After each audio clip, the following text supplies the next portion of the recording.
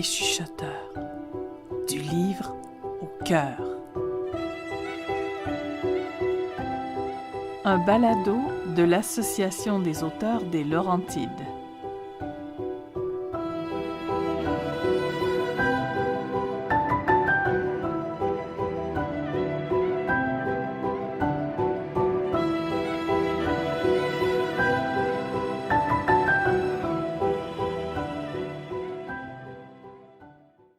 Selkie, de la rivière de l'Ouest, une histoire unique à Brownsburg-Chatham, par Cynthia Lissa Dubé. Il n'est point de devoir que nous sous-estimons autant que le devoir d'être heureux. En étant heureux, nous répandons anonymement le bien dans le monde. Robert Louis Stevenson. La jeune Amy entre en trombe dans la maison et s'adresse d'un ton ferme à sa grande sœur. « Dépêche-toi, Lily, on doit retrouver maman au plus vite. Un grand malheur est arrivé à la boîte aux histoires. » Lily lève de grands yeux mauves surpris, engourdis par la lecture à la lueur de la lampe. Ses cheveux roses sont ébouriffés. Amy contient sa peur. Elle n'a pas osé apostropher les voyous excités et enragés à la noirceur. Son teint est encore plus pâle que d'habitude. Elle est venue chercher du renfort et espère qu'elles pourront revenir à temps pour faire cesser le massacre. Charlot s'approche d'Amy. Il ne pense qu'à s'amuser. Elle le caresse vigoureusement de ses doigts légèrement palmés. « On n'a pas le temps de jouer, mon bon gros chien !» Celui-ci suit les deux sœurs en trottinant gaiement. Elles font la course. Il est heureux d'accélérer pour les suivre. Les deux sœurs sont gymnastes, elles sont souples et en forme. Elles font de grandes enjambées en direction du barrage où elles espèrent retrouver leur mère. Sa peau blanc bleuté, ses cheveux couleur rivière glissent dans l'eau et reflètent la lumière du clair de lune. Selkie est heureuse dans son patelin de Brownsburg-Chatham. Ce joyau bordant la rivière des Outaouais, vallonné de terres fertiles dont le territoire au nord prend le relief accidenté des montagnes des Laurentides, parsemé de nombreux lacs. Elle y a trouvé une nature luxuriante, une tranquillité d'esprit et y a vécu de nombreuses histoires d'amour. Elle se rappelle le premier homme, Louis Stevenson, un Écossais ambitieux qui rêvait de surpasser le succès de son père dans le Nouveau Monde. Elle se départait de sa peau de phoque et se blottissait dans ses bras. Et lui offrait des bouquets de fleurs magnifiques qu'il confectionnait avec la flore sauvage. Il avait traversé l'océan dans un bateau à vapeur transatlantique. Elle l'avait suivi à la nage. Il s'était retrouvé à Montréal et était monté dans les terres jusqu'à cette bourgade où il s'était lié d'amitié avec Alexander McGibbon et Jane Brown. Louis travaillait à la scierie et bâtissait des maisons. Il aidait aussi au moulin à farine. Il travaillait fort, se montrait persévérant. Il en fallait du courage pour défricher cette terre rocheuse. Dotée d'une ouïe exceptionnelle et d'une capacité à voir dans la noirceur, Selkie est aux aguets. Elle entend des cris et le chien qui halète. Elle comprend que ses filles la cherchent. Elle les aperçoit à travers les arbres sur le bord de la rivière. Elles n'ont que 8 et 15 ans, mais elle envisage déjà leur départ. Elle aurait souhaité des enfants qui vivent aussi longtemps qu'elle, mais la plupart survivent le temps d'une vie humaine, même s'ils ont parfois des attributs maternels, comme les mains palmées d'Amy. Elle tente de profiter le plus possible du temps en leur compagnie en leur racontant des histoires, inventées ou non, embellissant le passé, cultivant l'imaginaire de ses filles. L'époque contemporaine leur a donné des bibliothèques et des boîtes à histoires où les filles s'abreuvent avec bonheur. Elle se rappelle la jeune Lily courant se chercher des livres illustrés et faire semblant de lire en pointant le texte d'un doigt rebondissant alors qu'elle était âgée d'à peine 20 mois. Elle était trop mignonne. Inquiète, Selkie se dirige vers ses filles afin de connaître l'urgence qui les conduit à elle en cette fin de soirée. Elle enlève sa peau de phoque et revêt une robe de la même couleur. Amy lui annonce en phrases saccadées comment la boîte à histoires se fait fracasser, que les livres sont jetés dans la rivière.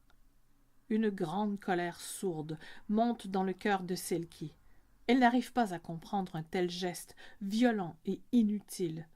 Contre quoi en ont-ils? En quoi la beauté et l'imaginaire les menacent-ils? Ont-ils si peu de joie de vivre en eux, tant de colère, qu'ils doivent troubler le bonheur des autres? Elle se demande si ce pourraient être les fils de Carole, cette femme ronde et poilue, futée mais sournoise. Cette dernière a perdu une fille et a développé une énorme jalousie face à Selkie. Aurait-elle voulu lui faire du mal, sachant l'importance des livres pour elle? Pourtant, si elle connaissait l'histoire de la femme phoque, elle saurait que nul autre ne peut comprendre aussi bien la douleur liée au deuil de sa descendance. Elle chasse cette idée ridicule. Même Carole ne peut ourdir un tel plan machiavélique. Les trois femmes s'élancent en direction du parc où se trouve la boîte à histoires en question avec Charlot sur les talons. Il s'agit d'un autre segment de la rivière de l'Ouest. Plutôt que de suivre le cours d'eau coupé par le barrage, elles iront par la voie terrestre. De phoque de mer, Selkie est devenue créature d'eau douce en prenant pays ici. Elle connaît le bras d'eau par cœur, celui qui fournit l'eau potable de la population. Tirant sa source du lac Gustave à Wentworth Nord, la rivière passe par Brownsburg-Chatham en un parcours sinueux, composé de nombreux coudes, cascadant sur les roches, bouillonnant d'écume blanche au printemps. Elle finit sa course dans la rivière du Nord, dans la ville voisine, La Chute. En cet été particulièrement chaud, le niveau de l'eau a baissé comme jamais. La température reste élevée, même lorsqu'il fait nuit. La chaleur aura peut-être contribué à exciter les malfaisants. Elle nourrit très certainement la colère de Selkie, Lily et Amy. Selkie pense à son amie Carmel, la grande défendresse du français, mariée à un Écossais qui n'arrivait pas à baragouiner la langue de son pays d'adoption. Carmel m'y tenait de délicieux desserts, dont les fameux scones au bleuet. Elle avait appris à son amie à garder son sang-froid, habituée qu'elle était au défi, travaillante, déterminée à faire ce qu'elle devait pour faire vivre sa famille. Carmel avait eu l'audace d'aller travailler à l'usine de la Canadian Safety Fuse à 15 ans pour fabriquer des grenades. Sa dextérité était telle qu'on l'avait gardée à l'emploi même lorsqu'on avait découvert qu'elle n'avait pas l'âge de travailler. En plus de ses enfants et de ses amoureux, Selkie avait perdu de nombreuses amies, après bientôt 200 ans d'âge. Lorsqu'elles arrivent au parc, les trois vandales s'apprêtent à le quitter. Amy reçoit un coup de cœur quand elle reconnaît le jeune garçon avec qui elle a échangé son premier baiser, en arrière du bureau de poste, il y a à peine une semaine. Sa déception est grande. Elle n'éprouve plus que du dégoût pour le jeune homme. Elle lui en veut de faire subir aux autres son mal-être. Selkie soulève sa peau de phoque au-dessus de sa tête, tel un étendard qui reflète la lumière de la lune et lui confère un halo impressionnant. Elle parle d'une voix forte et pointe les garçons en leur jetant un sort. Que celui qui détruit un livre ou le jette à l'eau reste accroché à lui et sombre dans les cascades de la rivière de l'Ouest pour ne plus en revenir. Charlot ajoute un grognement, convaincu qu'il peut faire peur à lui seul.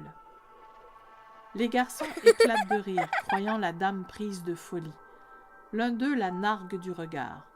Il s'empare d'un livre resté sur le sol et s'apprête à le lancer dans l'eau quand ses yeux s'emplissent de panique.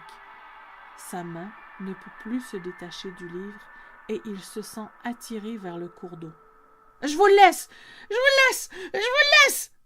Sa voix devient de plus en plus aiguë pendant que ses amis l'abandonnent pris de peur. Lily s'approche du malheureux et le regarde froidement pendant qu'elle prend le livre de ses mains et l'invite à déguerpir d'un bref mouvement de tête. Il détale sans demander son reste. Charlot lui jappe après. « Tout ce que t'avais à faire, c'était de travailler à ton bonheur, pas à détruire celui des autres, » pense Lily en le regardant s'enfuir. Selkie embrasse ses filles. Elle leur fait un long câlin enveloppant. Puis, elle enfile à nouveau sa peau de phoque. Elle plonge récupérer les livres emportés par le cours d'eau. Elle leur lance un cri rassurant. « On se retrouve à la maison. On dégustera des gâteaux de Roxy Cake ensemble. J'ai d'autres histoires à vous raconter. » Charlot approuve d'un jappement joyeux en remuant sa queue blanche. Cette histoire a été écrite grâce au concours du public au marché public de Brownsburg-Chatham le 14 août 2021. Merci à tous ceux qui se sont prêtés au jeu. J'ai adoré en apprendre sur l'histoire des gens d'ici, sur les lieux que vous aimez, et aussi découvrir la légende de Selkie qu'on a adaptée ici pour les besoins de notre histoire. Les Chuchoteurs, du livre au cœur, est un balado de l'Association des auteurs des Laurentides. Merci à nos partenaires la MRC des Pays d'en haut et le programme Nouveaux Horizons pour les aînés qui ont rendu possible sa production.